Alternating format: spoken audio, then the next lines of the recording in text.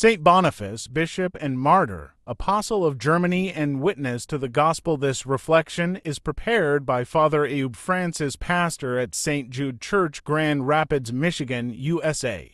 Early life and formation. Saint Boniface was born around the year 675 AD in the Anglo-Saxon kingdom of Wessex, present-day England, and was baptized with the name Winfrid. From a young age, he showed a strong inclination toward religious life. His parents initially hesitated, but eventually allowed him to join the Benedictine monastery at Exeter and later at Nursling, where he was educated and ordained as a priest around the age of 30. Boniface was an accomplished scholar, preacher, and teacher, highly respected in the monastic community, but his heart longed for missionary work.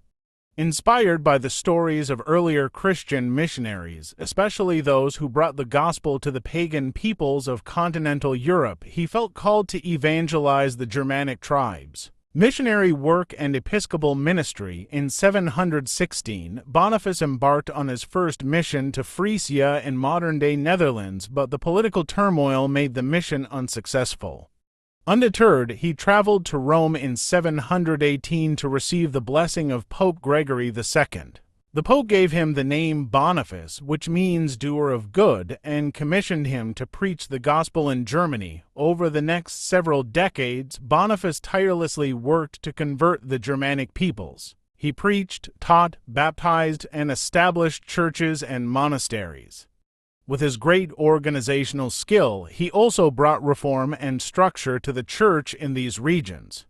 He founded the important monastery at Fulda in 744, which became a center of learning and missionary training. In 722, Pope Gregory II consecrated Boniface as a bishop, and later, in 732, he was made an archbishop by Pope Gregory III. He reorganized and strengthened the local churches, establishing dioceses and promoting faithful clergy.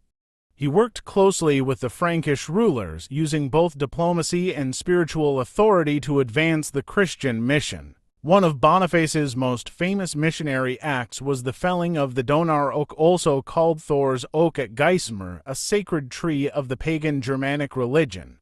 When he chopped it down without divine retribution, many pagans converted to Christianity, recognizing the power of the Christian God. Martyrdom and death. Despite his advancing age, Boniface never ceased to evangelize. At around age 80, he set out once more to preach to the Frisians, hoping to bring them fully into the Christian faith.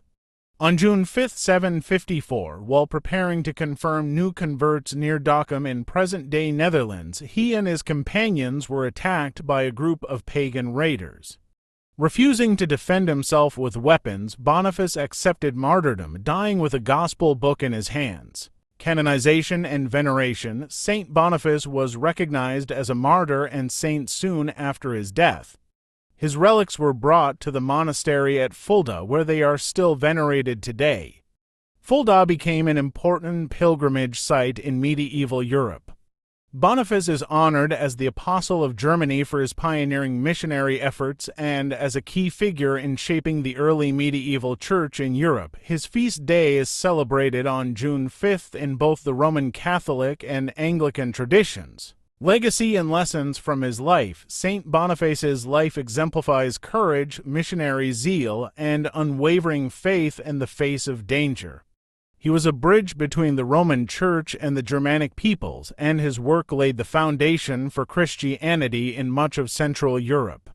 His humility, wisdom, and willingness to die for Christ remain an enduring inspiration for all Christians. He reminds us of the power of the gospel to transform lives and cultures, and the importance of faithful witness even when it demands sacrifice. A question for reflection.